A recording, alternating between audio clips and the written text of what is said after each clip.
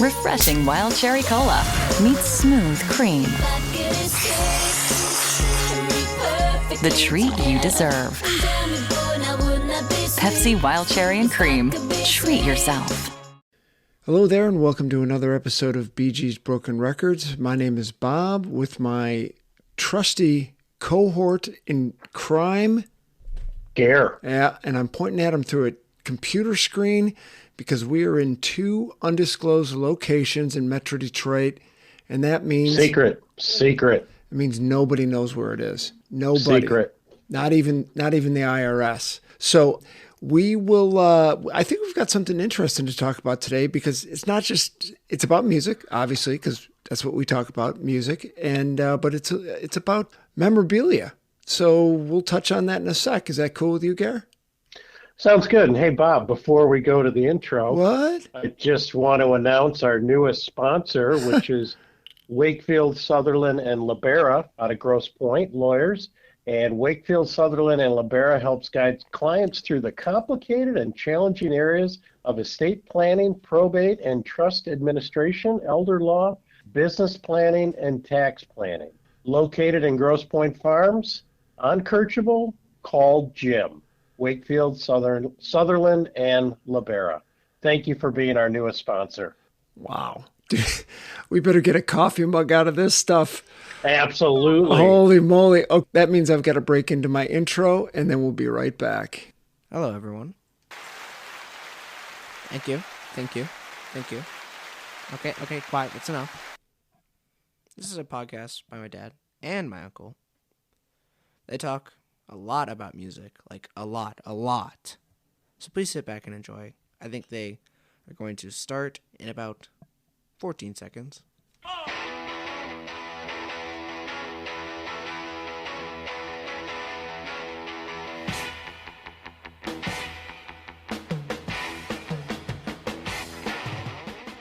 Okay, we're back. Oh my God, the phone's ringing. The phone's ringing off the hook for Sutherland, Libera, and Wakefield. And whoa, I lost Gare. Hold on, where's Gare?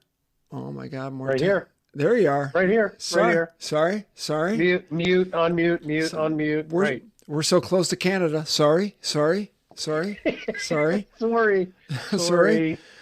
We've done a lot of top 10 lists, and my thought is we are trying to get the listeners, our newest friends, to understand us a little better, where we come from, what makes us tick, what makes us giggle, etc., etc. So yeah, we're doing a lot of lists of this and that, most famous, the most famous lists, I guess. So I get a subscription to a magazine called Record Collector. Now, Gare, I got to tell you, you know what I just got in the mail delivered today? Tease me. What? Do you know what's harder to find than original Beatles records? What? Are you paying attention to me? Yes, I am. Okay, here comes the rain. You know what's harder? Kinks albums. 60s Kinks albums are a bear to find on the original Pye label, Pye. That's what you said. Is this from your boy in over across the pond? No. I sent him a text today saying I don't feel like I'm stepping out on you, but I picked up Lola versus the Power Man, mint condition. I think it came out of Pennsylvania. Jesus. Paid a few bob for that thing, man. I'm surprised, but it kind of goes back to everything about the Kinks. They should have been as big as the Stones. They should have been as big as the Beatles. And for what, they got labeled as hooligans and bad influence early on, and they never really shook it. Sure, they had some little snippets of popularity, stardom, whatever you want to call it. Their careers were up. It was up and down. Look, it was two things. They had that argument with the union, so the guys wouldn't erect their stages for them. And the other one was when you start going to Village Green Preservation Society album, like 68, it was very English. The records were very English. And that didn't translate to the U.S. Their one song, which is one of the greatest songs ever written, Waterloo Sunset, I mean, it's about being at the Thames River and people and buses and metro and the tube and all this stuff. Somebody in Des Moines, nothing against Des Moines, I've been there. Nothing against Love Des it. Moines. Love it. Great town. Nice people. But I don't see it translating back and forth. Okay, that's by the by. So I picked up a new Kinks album, which is cool. Sorry, I digress. Record Collector Magazine, newest issue, cover is 101 of the most expensive memorabilia ever sold. So I did Gary a favor today, and I gave him $5 million in Monopoly money. And so nice of you, Bob. I'm a giving person. And I said, you can buy anything you want out of this list of 101 items starting at 101, which is Elvis Presley's millionaire suit, which sold for $81,000, but it actually sold for 81,000 pounds. So you got to multiply that by 1.3109. But we're not going to get into that. We're just going to call it dollars, okay? Don't forget the 109. Don't forget the exchange rate. I mean, that'll kill you. So what you would imagine is a lot of Beatles stuff. Yeah? Of course. And there is. There is. Beatles guitars, Beatles handwritten music sheets, this, that, and the other thing. So what's the next one that you would think would be up there? Elton John. Elton John. Elton John's on there. So number 80, Bernie Taupin's handwritten lyric sheet to Your Song. Sold at Bonhams in 2019 for 170,000 pounds times 1.3109. So that went, and I don't know where that, I don't know who owns that right now. So we've got Beatles, we've got Elton, we've got a little bit of Who. Michael Jackson. We've got we've got Michael Jackson, a couple of his things, which a little sprinkle of Janis. That's right. Cars, recording consoles, pianos. And speaking of Janis, go for it. Stop you there. Go for it. So her Porsche is on here, which you and I saw at the Rock and Roll Hall of Fame. Did we? We did. Her painted Porsche. Now, there might have been more than one, because at the Rock and Roll Hall of Fame, you got John Lennon's Rolls Royce, you got Janis's Porsche, and it's for auction here. So she must have painted more than one, or maybe the Rock and Roll Hall of Fame was getting rid of it. I don't know. That's one thing that caught me. What year did we go to the Rock and Roll Hall of Fame? Ooh, do you remember? Boy, oh boy. Because I got to be honest with you, I don't remember too much about it. I wasn't that wild. Late 90s? Late 90s. I think we got to take a drive down there again. Lennon's Rolls Royce, 1985, sold at Sotheby's for $1.7 million. Lennon's first roller was secondhand, but then he bought, no, wait a minute. John's first roller was a secondhand one, but then he bought this Rolls-Royce Phantom 5 in June of 65, the first car in the UK to have tinted windows. It was also given the unique Romany Gypsy paint job in the psychedelic summer of 67. It now rests in the Royal BC Museum of Canada. Oh. And I've never been to BC. So that is number 6 on the list. 1.7 million pounds. Anything on this list, Gare, that strikes you as a little odd? Oh, you're not talking about the Saturday Night Fever dance floor, are you? That one is pretty kick-ass, I got to say. I like that one. You know what? I'm kind of like, sure, if I had the room for it, I'd bring it down my basement. Well, if your basement didn't leak. Well, it doesn't anymore. Well, there you go. Now, hey, honey, look, instead of putting down ceramic tile, let's put down John Travolta's floor. Yeah. I know we need a new roof for the house, but I did pick up something that we absolutely positively don't need. Okay. And what's 888,390 pounds? Yep. So okay. Saturday Night Fever dance floor. This illuminating dance floor cost $1,500 to make in 77. It was installed in the Odyssey Disco in Brooklyn, New York. No, 15,000. Yeah, you could probably do it right now for $15,000. John Travolta spent hours rehearsing on it to get the right moves. The dance floor featured prominently in the movie and saw action in the club until 2005. Wow. All right. Now, I'm going to tell you right now, if I'm even within 6 blocks of that disco, I'm going in to check out that floor. 100%. Oh, yeah. Are you kidding me? Oh, yeah. Yes. And we would lay down on it and get our pictures. Someone on a stepladder. I just start screaming that the Bee Gees were gods. Okay, so you mentioned Janice's Porsche. So 1965 Porsche 356 Charlie sold at Sotheby's in 2015 for 1.3 million pounds. The blues legend, best known for her work with Big Brother and the Holding Company, paid someone $500 to hand paint the Porsche she bought for $3,500 with butterflies, skulls, mushrooms, and band headshots. At one point, $3,500. Wow. Yeah. At one point, it was painted over, but it was restored to artistic glory in 1990. Jeez. Okay. All right. We've covered the dance floor. We've covered Janice's Porsche. What else struck you? Well, we've done dance. We've done some cars. Now, there are a ton of cars. Bob, we need to move into guitars, like Dwayne Allman's 57 Gibson Les Paul. All right. You're jumping on me here. Yeah. All right. So here's a couple that I found a little surprising that sold for as much money as they did. And absolutely nothing against the band New Order. No. Number 85, Ian Curtis's Vox Phantom 6 Special. And these old Vox guitars are like those, I think it was the old teardrop guitar that Brian Jones used to play. Remember that one? I do. It's a great looking guitar. The 67 guitar was played by Curtis on several Joy Division dates in 1980, features on Heart and Soul and Closer, as well as the video for Love Will Tear Us Apart. Great tune. Great tune. It was used on a few New Order tracks before being gifted by the band to Natalie, the daughter of the late Ian Curtis. So I didn't know he had passed away. So it sold at Bonham's in 2020 for 162,000 pounds. That surprises me. It's New Order. True, but it's not Jimi Hendrix Les Paul or Dwayne Allman's Les Paul or New Order. Sure, you and I know all about them.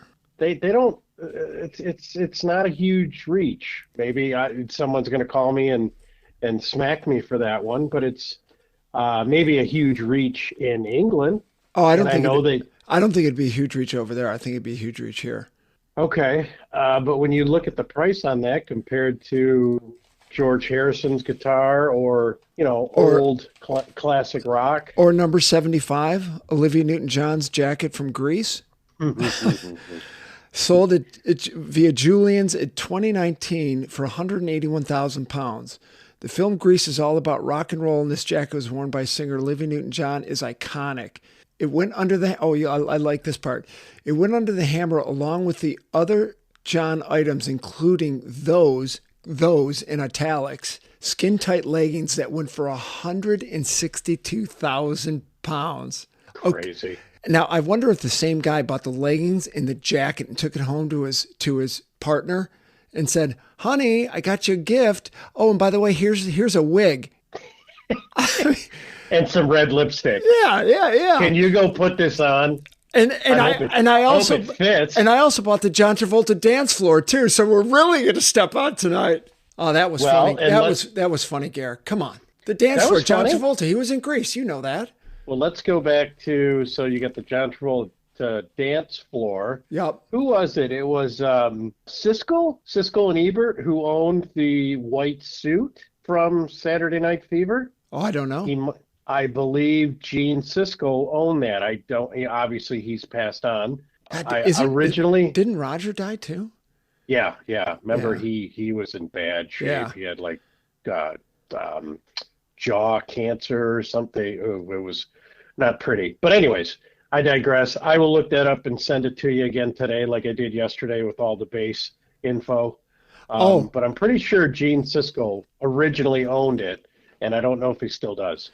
Well, touching on that real quick, and I know I sent you a text about this, but podcast number, I don't even know what number on, but the one we did yesterday about the bass players. I went to my guitar lesson, sat down with my teacher without batting an eyelash. I said, "Who's your favorite bass player?" He looked at me and goes, "Jamerson." I was like, yes, yes. Nice. All right, so back to the memorabilia. Number 72, the Stamps tour bus. Who are the Stamps? Who? Are those the Woggles? I mean, are they like a Disney thing? No, they're Elvis's backup band. So the tour bus Never knew that. sold for £200,000 in 2015. Presley bought this for his backing vocalist, the Stamps, led by member J.D. Sumner. I've heard that name, in '76, and had it decked out with his TCB, Taking Care of Business, logo. It sold with the original. That's right. Yeah, it sold with the original registration and signed $25,000 Presley check that covered the down payment. Wow. Now, anybody out there, if you ever go to Memphis, if you ever go to anywhere in the western part of Tennessee and you don't go to Graceland, you're a fool. It's not a massive mansion. They do a phenomenal job of a tour, even though it's a self-guided tour with little recorders and you're listening through a pair of headphones. I wasn't an Elvis fan when I walked in. I had so much respect for the guy when I walked out the door.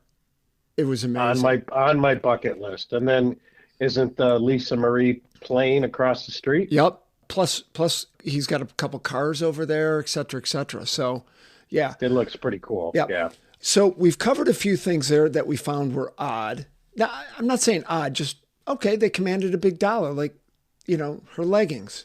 Again, that one kind of stumps me. Okay, Gare, you're going to market with the money that I gave you. Give me the first few things you're buying. Well, Bob, you know me, it's all cars. Okay. I'm buying, I think I told you, I'm going to go with Keith Richards Bentley. Is that the blue? Is that the blue one? The blue one, yeah. I'll take Janice's Porsche. Okay, hold on. Oh, are you adding up my? No, yeah, I should. I don't want you getting too crazy. No, I want to read about it for everybody. Okay. Let's start with Keith Richards Bentley, 65. Number 23, Keith Richards Bentley, 65, 763,000 pounds, sold at Bonhams in 2015. Richards bought this S3 Continental Flying Spur in October of 65. Oh my goodness. Oh my God! I can tell you how many years ago that was, but I won't. And named it the Blue Lena in homage to singer Lena Horne. Okay. He sold it in 78. It was only one of 68 right-hand drive versions made, and so it became a sought-after car, as well as. Man, that looks like it's in great shape. Wait a minute. Right-hand versions made, and so it became sought after by car, as well as Rolling Stones enthusiasts. I get it. Okay. Dude, you're at 763. Okay, give me the next one. What's my number? 2.5. Yeah. I'll give you 3 million. Let's cut it back from 5 million. Oh, okay. So then, Janice's Porsche. We already talked about that. And what was that? That's 1.3. So you're actually at 2 million. So you only have $1 million to spend. Oh, all right. Hang on. How much is? Well, give me a little bit over because I want Paul McCartney's Aston Martin, and that's 1.3. Come on. I had that on my What's list. Another 300,000 among friends? So that's 1.37 million. Okay, so you picked up 3 cars. Yeah, you're up. I don't want to bring you down, and I know I'm going to when I do this. Insurance. You can insure these things? Well, of course I am. If I can afford to buy them, I can afford to insure them. Well, next thing you're going to say, I got to pay tax on them. Oh no, we don't do that because that's paying taxes is illegal. Correct. I'm just kidding. Okay, so I go through this list. 2 things jump out at me absolutely right away. Number 87, Paul McCartney's Hofner violin bass. McCartney famously used this German-made guitar since 1961 and was presented to him.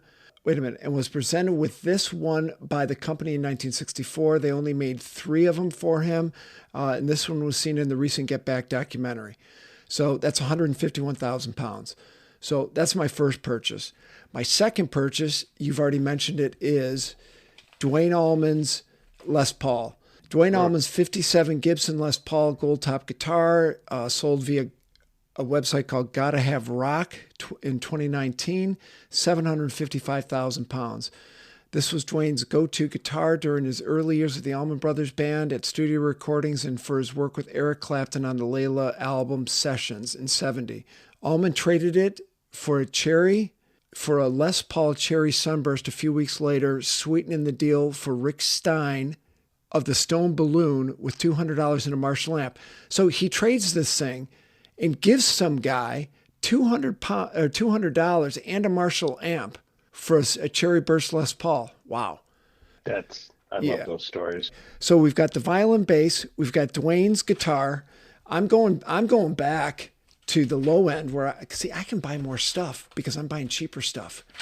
And let's not forget, I have 3 cars with 2 of them with good trunks to help you carry all my stuff out of there. Yeah, good point. See? Good point. See? Good point. Okay, I'm going back to number 97. Dave Davies, Gibson 1958 Gibson Flying V Carina guitar. So hard to get these things nowadays. I Flying V's, I don't play guitar. I always thought they were the coolest looking guitar. Oh, Gibson. So I'm listening to a book that compares Gibson and Fender, and this was a real reach for Gibson because they had just come out. Fender had just come out with the Stratocaster, and Gibson wanted to make something that was futuristic. But we're running up at 23 minutes, so I got to get my buying through. The Kinks guitarist bought this in '65, deploying it live and in the studio and on TV shows like Shindig. Davies was one of the first to play the the Gibson Flying V, which led to an upsurge in popularity. He owned this one until 1992. And supposedly you can still see Dave Davies walking around Muswell Hills. Really? Yeah, kind of just cruising around, Interesting. All right, now this one, dude, I had to do it. Michael Shreve, drummer for Santana, the Ludwig drum set that he played at Woodstock. Oh. Okay. He was looking at it right now. 16, very cool. He was 16 or 18 years old. Something like I want to say 16, but yes. Yeah, he was super young. Shreve was Santana's drummer and used this kit at Woodstock on 16 August 1969, during which he battered out a legendary 10-minute drum solo on Soul Sacrifice. He played the same kit on Santana's first 2 seminal albums. You know who was a big Santana fan? Oh. Older brother, mine. The oldest. Really? Yep. Big Santana fan. He's got like 5 or 6 Santana albums downstairs. Did not know that. Yep. I saw them, God, how many times I saw them at Pine Knob back in the day. They always played Pine Knob, and it was fun. Yeah. Okay. That was. So I'm only at 1,000,001. So you bought McCartney's DB5, you monkey. All right. So then I'm going to have to go with Lennon's Ferrari. The right-hand drive 4-seater 330 GT was the first car that Lennon bought in 1965. It cost him $6,500. Lennon chewed through 20,000 miles in the next 3 years before selling it in October of '67. Many owners later, it was sold with Lennon's service history. So that's 400,000 pounds. Look how clean that car is. Yeah. That is cool. That thing is gorgeous. What did I say? I'm at 1, 4. You're at 1. Yeah. I can't get the DB5 because you bought it. I'm going to get Lennon's lyrics to A Day in the Life at 840,000 pounds. Okay. Kicking it up now. Okay. Now I'm going to tell you, it was either the Santana drummer's drum set or Neil Peart's drum set. Oh. Did you see that thing? Well, Neil Peart, or however you say it. You got to go with the Santana drum set, even though that Rush one's pretty fat with the 2 bass drums with Rush. Yeah. Very cool. I'll even give you a little more money if you want to get them both. I understand. Well, thanks for that. I mean, it's only 100,000 really generous. pounds. Yeah, what's 100,000 amongst friends? Come on. Right. Pounds. Okay, you know what? Forget the lyrics. I got this one. I'm going to go with this instead. So this is, and you don't equate Bob Dylan to a Fender Stratocaster, and I'm only getting Dylan's because there's no Clapton Strats in here because I think he sold 88 of them to raise money for that foundation he's got. I remember that, yeah. This is the guitar that he walked out on stage with, the band sitting behind him at the Newport Folk Festival when he went electric. And he played 3 songs and just got booed to the hilt. That was a big deal. Yep. Sold at Christie's in 2013 for £750,000. The Sunburst model used by an amplified Dylan at the Newport Folk Festival in '65 was, check this out. So he played it at the festival. It was left on a private plane used by Dylan and his band. The crew tried to return it through his management, and when they did not want to know, the pilot kept it. Oh. Can you imagine? No. So what's the biggest thing you found? Did you find somebody's watch on your plane? No, I found Bob Dylan's first electric guitar he played live on stage at Newport, which... Seriously? No, even better yet. I found this guitar. I found a guitar. Yeah. Whose is it? I don't know. I've been hauling Dylan and the band around. One of those guys. I don't know. Jesus. I just put it in the basement. Yeah. So we'll scratch the lyric. I'm going all guitars and drum sets and Lennon's Ferrari. I'm running out of room in my cars, but okay. That's why I bought one. That's what I've got. Check out this magazine, people. It's pretty good. Record Collector Magazine. It comes over from the UK. You can get a subscription.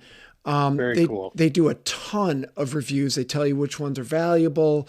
I mean, I think there's 130 record reviews. It's pretty good. Oh, wait a minute. Whoa. Everyone's going to ask two things. What was the most expensive thing on this list? And I'm going to tell you. Kurt Cobain's acoustic guitar. It's a Martin guitar that he jerry-rigged. It's a D18E that he played on the MTV Unplugged performance in '93.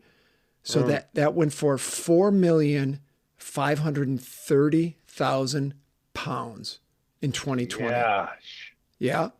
The freakiest thing, and Gare, I thought you were going to buy this one. The Michael Jackson Bubbles statue. Well, it was between that and the glove, and I didn't know which one to pick. Okay, so here we go. Bubbles sold at Sotheby's in 2001 for 3.8 million pounds. Jeff Koons is an internationally famous artist whose work sells for millions. In 1988, as part of his Banality series, he made 3 life-size porcelain figures covered in gold leaf of Michael Jackson and his chimp, Bubbles. They are in museums in Oslo and San Francisco. Koons's 1986 rabbit sculpture sold for $91 million in 2019. So that makes Bubbles worth more today. Okay, Gare, are you looking at that picture? Dude? Yes. If you walked in the house, could you imagine? Hey, honey, look, I got this life-size statue of Michael Jackson, all white, with Bubbles the chimp and gold leaf.